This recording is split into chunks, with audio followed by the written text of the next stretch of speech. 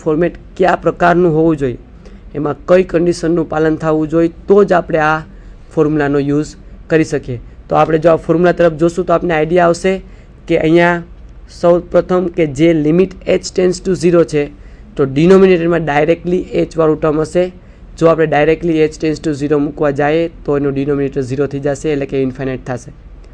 અને અંશની અંદર જે ટર્મ્સ છે એની અંદર એ વાળું ટર્મ હશે કે કોઈ પણ કોન્સ્ટન્ટ વેલ્યુ હશે કે જેની કોઈ ઇન્ડેક્સ હશે, અને કોન્સ્ટન્ટ એ છે એ કોન્સ્ટન્ટ છે, અને એની જે કોઈ ઇન્ડેક્સ હશે એ જ એ ઇન્ડેક્સ છે h, અને h ટેન્ડ્સ ટુ 0 હશે, અને -1નું ફોર્મેટ હશે, એટલે કે -1નું ફોર્મેટ હોવું જરૂરી છે.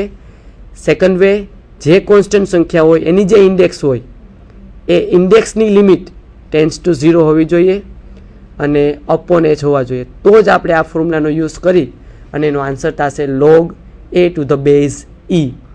ઓકે, અને એ જે કોન્સ્ટન્ટ સંખ્યા આપણે અહીંયા આપેલી હશે એ. તો આ રીતે આપણે આ ફોર્મ્યુલાનો યુઝ કરી શકીએ. તો હવે આપણે આ ફોર્મ્યુલાનો યુઝ કરીને એક્ઝામ્પલ કઈ રીતે સોલ્વ કરવા એ આપણે જોઈએ. એક એક્ઝામ્પલ લેશું તો આપણે આઈડિયા આવશે. ક્વેશ્ચન છે evaluate limit x tends to 0 2 raised to x minus 3 raised to x upon x. Okay, આપણે આ એક્ઝામ્પલનું સોલ્યુશન કરીએ એ પહેલાં આપણે નક્કી કરી લઈએ કે શું કામ આપણે આ જ ફોર્મ્યુલાનો યુઝ કરવાના છીએ. સૌથી પહેલી વાત કે અત્યાર સુધી આપણે જેટલા ફોર્મ્યુલા કે જેટલી ટેકનિક શીખ્યા છે, કોઈ પણ જગ્યાએ પહેલી વાત કે જે ટર્મની લિમિટ હોય એ ઇન્ડેક્સમાં આવેલો નથી. અહીંયા એક્સની લિમિટ ટેન્ડ્સ ટુ 0 છે અને એક્સ વાળો ટર્મ છે ઇન્ડેક્સમાં છે. સેકન્ડરી થિંગ કે અહીંયા બેઝ તરીકે કોન્સ્ટન્ટ આવેલો છે. તો જ્યારે બેઝ તરીકે કોન્સ્ટન્ટ આવતો હોય એવો આપણે અત્યાર સુધી એક જ ફોર્મ્યુલા ડિસ્કસ કરેલો છે, એ આ ઉપરનો ફોર્મ્યુલા જે લખેલો છે, એટલે કે કોન્સ્ટન્ટ ટર્મ આવેલો છે લિમિટ h ટેન્ડ્સ ટુ 0 ની જગ્યાએ અહીંયા h ની જગ્યાએ છે x, limit x tends to 0, અને x ટેન્ડ્સ ટુ 0 છે તો અહીંયા a રેઝ ટુ x, અહીંયા એની જગ્યાએ 2 છે. ઓકે, પણ અપોન પણ x છે જ hની જગ્યાએ, તો એ કોઈ આપણો પ્રોબ્લેમ નથી. પણ જો આપણે આ ફોર્મેટનો યુઝ કરવો હોય તો અહીંયા -1નું ફોર્મેટ હોવું જોઈએ કે જે અહીંયા નથી.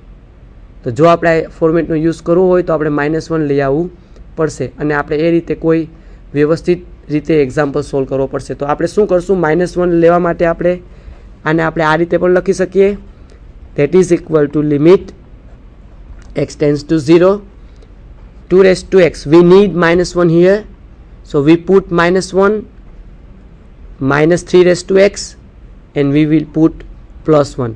So -1 plus 1 will be cancelled and remains part 2 raised to x minus 3 raised to x as in the previous term. Okay, so we can write this term in this way. Okay, we need a raised to x minus 1, here a is equal to 2, so we have already a raised to x minus 1, and if we differentiate these two terms, બંને ટર્મને જો આપણે અલગ અલગ લખી નાખીએ તો આપણે આ રીતે લખી શકીએ કે લિમિટ x ટેન્ડ્સ ટુ 0 આ 2 raised to x minus 1, જો અહીંથી હું માઇનસ છે એ કોમન લઈ લઉં તો અહીંયા બ્રેકેટની અંદર આવશે 3 raised to x minus 1. Okay, અને બંનેના છેદમાં આવશે x. તો જો જરાક વધારે ડિસ્કશન કરીએ તો આપણે આઈડિયા આવશે કે અહીંયા આવ્યો છે for example a raised to x minus 1 upon x minus અહીંયા પણ a raised to x minus 1 upon x, કેમ કે આ x છે એ હોલ અપોન છે એટલે બંનેના છેદમાં છે, તો આપણે એને આના છેદમાં પણ લખી શકીએ અને આના છેદમાં પણ લખી શકશું, એટલે કે બંનેને અલગ અલગ આપણે ડિનોમિનેટર ડિવાઈડ કરી શકશું. તો જો આપણે બંનેને x વડે ડિવાઈડ કરશું અલગ અલગ, તો અને જો પછી બંનેને અલગ અલગ લિમિટ આપશું તો આપણે આઈડિયા આવશે કે અહીંયા આવશે limit x tends to 0 2 raised to x minus 1 upon x minus limit x tends to 0 3 raised to x minus 1 upon x. તો આ કેસની અંદર a ઇઝ ઇક્વલ ટુ 2 આવશે, બીજા કેસની અંદર a ની જગ્યાએ આવશે 3. તો સેમ ફોર્મ્યુલા જે આ ફોર્મ્યુલા છે એનો આપણે ટ્વાઇસ 2 વખત યુઝ કરશું અને આપણે આખા એક્ઝામ્પલનું સોલ્યુશન થશે. તો મેં કીધું એ પ્રમાણે આપણે બંનેને અલગ અલગ ડિનોમિનેટર આપશું અને બંનેને અલગ અલગ લિમિટ આપશું એટલે આપણે એક્ઝામ્પલનું સોલ્યુશન થશે. તો જે આપણે કીધું છે એ પ્રમાણે આપણે એક્ઝામ્પલ સોલ્વ કરીએ તો અહીંયા આવશે next term is equal two limit x tends to 0 2 raised to x minus 1 upon x. x પણ સેપરેટ આપેલો છે, લિમિટ પણ સેપરેટ આપેલી છે. Limit x tends to 0 3 raised to x minus 1 upon x. Okay, પહેલાં શું હતું તો કે આ બંને વચ્ચે માઇનસ હતા, બંનેના અપોનમાં x હતા. મેં બંને એક્સને સેપરેટ આપ્યા, બંનેને લિમિટ મેં ડિફરન્સનો યુઝ કર્યો છે. બે ફંક્શનની બાદબાકીની લિમિટ અને એને આપણે લખી શકીએ બંને ફંક્શનની લિમિટની બાદબાકી, એટલે કે જે પ્રોપર્ટીઝ આપણે લિમિટની ચેક જોઈ હતી એ મેં સેકન્ડ પ્રોપર્ટીનો આની અંદર યુઝ કરેલો છે for the subtraction of limits. તો અહીંયા બંનેને અલગ અલગ લિમિટ આપેલી છે. તો અહીંયા જોશું તો આ થશે limit x tends to 0 a raised to x minus 1 upon x a is equal to 2 minus limit x tends to 0 a raised to x minus 1 upon x, here a is equal to 3. So using our formula the answer will be log a to the base e. So here answer will be log 2 to the base e because here a is equal to 2. Okay, minus here the answer will be log, here a is equal to 3, so answer log 3 to the base e. And we already know the rules of logarithms. As per we know this rule, log a minus log b, which is equal to log a upon b. So if we use this formula, then we will get here directly from this formula we will get here log 2 minus log 3 is equal to log 2 by 3, which is the answer of our question. તો આપણે આ રીતે log 2 minus log 3 is equal to log 2 upon 3. તો આ ફોર્મ્યુલાનો use કરીને આપણે આ રીતે એક્ઝામ્પલ સોલ્વ કરી શકીએ. તો આ આપણો સેકન્ડ મોસ્ટ ઇમ્પોર્ટન્ટ ફોર્મ્યુલા હતો. હજી પણ આપણે આ પ્રકારનું એક એક્ઝામ્પલ પ્રેક્ટિસ કરશું અને પછી આપણે નેક્સ્ટ મેથડ ઉપર જઈશું. તો હજી એક એક્ઝામ્પલ જોઈએ સેમ મેથડ ઉપરનો કે જેમાં આપણે limit h tends to 0 a raised to h minus 1 upon h is equal to log a to the base e answer આવશે. તો આ પ્રકારનો એક બીજો એક્ઝામ્પલ જોઈએ આપણે. તો નેક્સ્ટ એક્ઝામ્પલનો ક્વેશ્ચન છે evaluate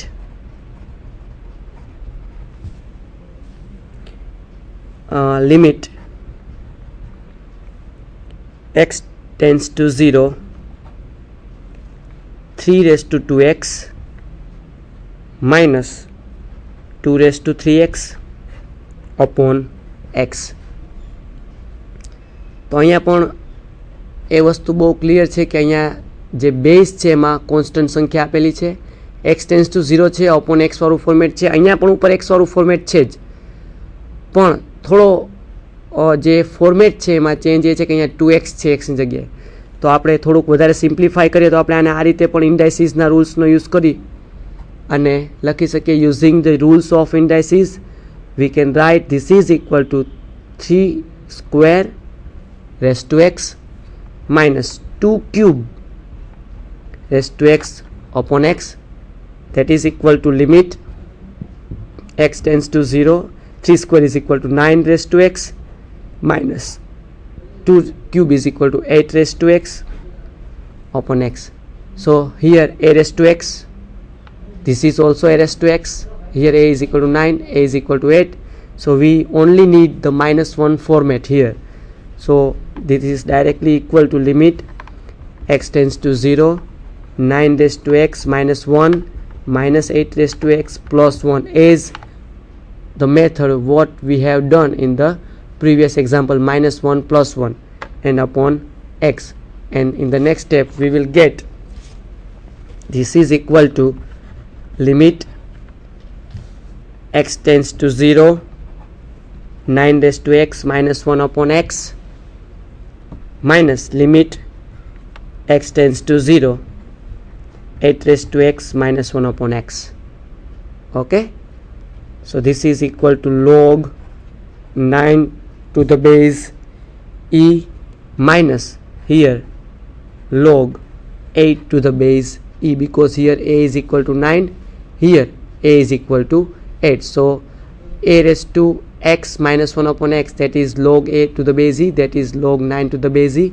In the same way here log 8 to the base e, so log 8 upon e. Okay, so here log a minus log b is equal to log a upon b, so answer will be log 9 upon 8. So this is our required answer. So this is the second standard formula to evaluate the example of limits. Okay, so we have already learned 2 standard formulas. Now we will quickly move to the third standard formula to evaluate the limit of the given example. Okay, so our next standard limit is limit n tends to infinite, formula number 3.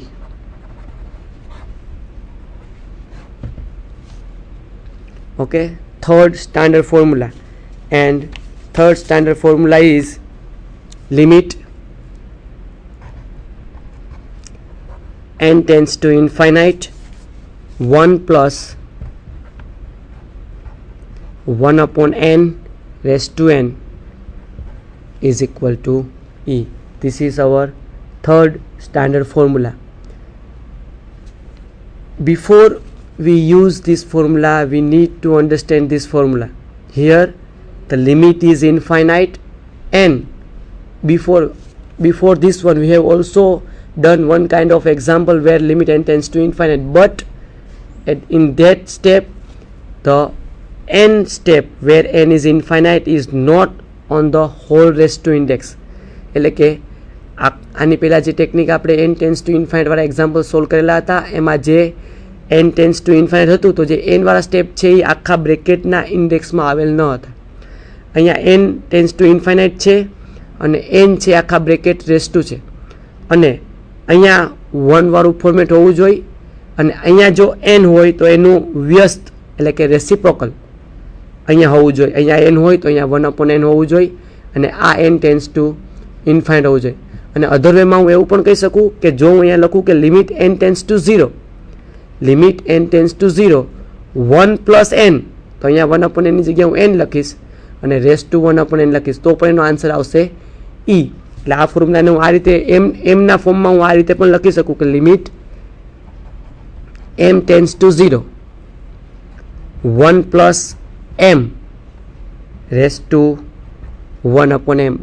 કેમ?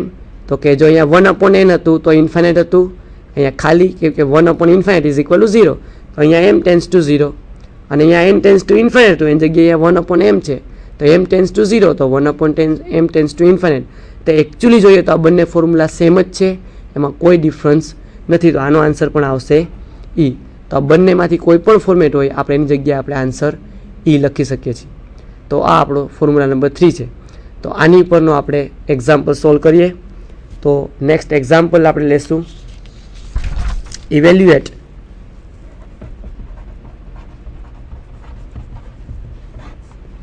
evaluate limit x tends to infinite 1 plus 3 upon x raised to x. And this example was asked in GTU exam in December 2010. Okay, so here first thing, limit is x tends to infinite, x ની limit infinite છે, અને એ x વાળું term છે આ આખા બ્રેકેટની ઉપર છે. તો ડાયરેક્ટલી આપણે આઈડિયા આવશે કે જે ફોર્મ્યુલા હમણાં આપણે ડિસ્કસ કર્યો એ જ ફોર્મ્યુલાનો આપણે યુઝ કરવો પડશે. અને અહીંયા x tends to infinite છે, અહીંયા 3/x છે, આપણે ખબર છે આનો રેસિપ્રોકલ અહીંયા હોવો જોઈએ, તો અહીંયા x/3 હોવા જોઈએ. આપણી પાસે અહીંયા માત્ર x છે, તો આપણે ડાયરેક્ટલી એ ફોર્મ્યુલાનો યુઝ કરી શકીએ નહીં. before we use that formula, we need some calculation here.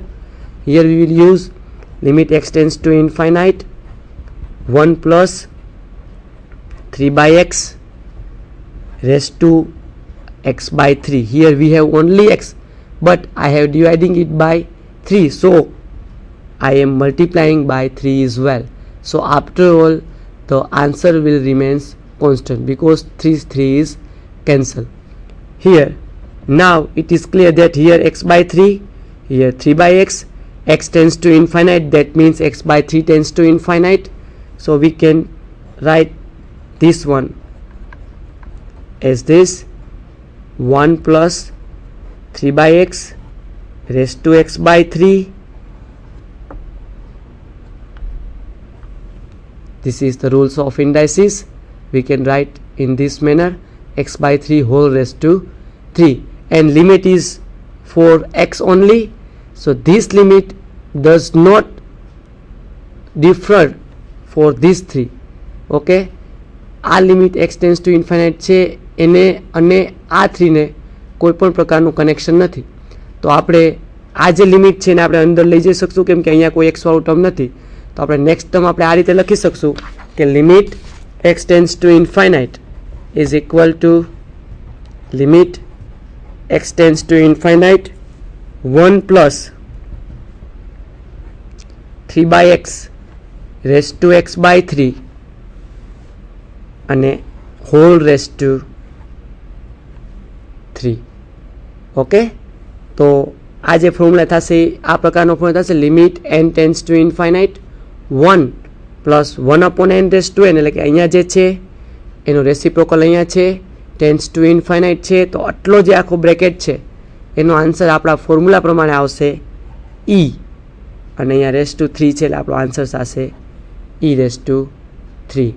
તો લિમિટ આપણે આ ફોર્મ્યુલા જે હમણાં પાછો તમને રિવાઇઝ કરી દઉં, આપણે આ ફોર્મ્યુલાનો યુઝ કર્યો છે limit n tends to infinite 1 plus 1 upon n raise to n is equal to e. અહીંયા 1, તો અહીંયા 1 છે, અહીંયા જે છે એનો ઇન્વર્સ અહીંયા છે, રેસિપ્રોકલ છે, તો અહીંયા 3 by x છે તેનો રેસિપ્રોકલ x by 3 અહીંયા છે, અને limit n tends to infinite એટલે અહીંયા જે વેલ્યુ છે એ ટેન્ડ્સ ટુ ઇન્ફાઇનાઇટ હોવા જોઈએ. તો અહીંયા x by 3 છે, x ટેન્ડ્સ ટુ ઇન્ફાઇનાઇટ, તો x by 3 tends to infinite થશે. તો આખા બ્રેકેટનો આન્સર